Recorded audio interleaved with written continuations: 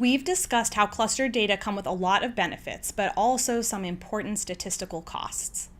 If we decide to use a clustered sample design, we'll want to carefully weigh the pros and cons of clustered data by considering just how much statistical efficiency we're losing due to clustering.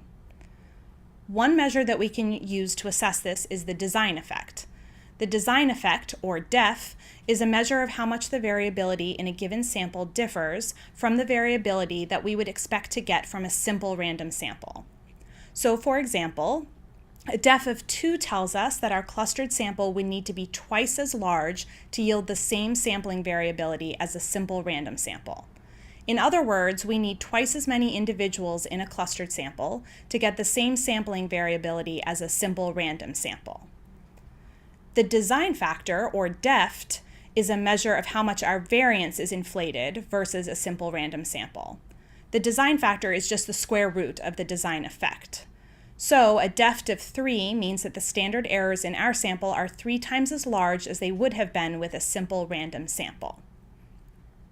This figure shows us visually the relationship between simple random samples, clustering, and the standard error, or standard deviation. As we can see here, as the cluster size increases, the standard deviation also increases compared with a simple random sample of the same size. Having a larger total sample helps minimize the effects of clustering, but the standard deviation will still be larger than in a simple random sample. One thing to keep in mind is that the ICC and DEF aren't fixed characteristics of a total sample, but rather apply to a particular variable. So this means that the ICC and DEF will vary from one variable to another in a given data set. Okay, so far we've spent a while now talking about different sampling strategies, so let's just briefly review what we've covered. In a simple random sample, units are selected at random, and every unit has the same probability of being selected. Systematic samples behave a lot like simple random samples. We just use a more systematic method to select units. In stratified sampling, units within each stratum are randomly selected.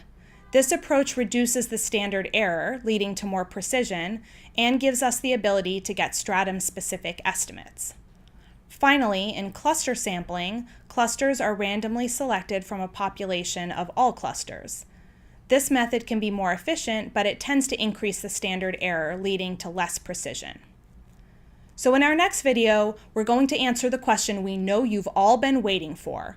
What actually is complex survey data?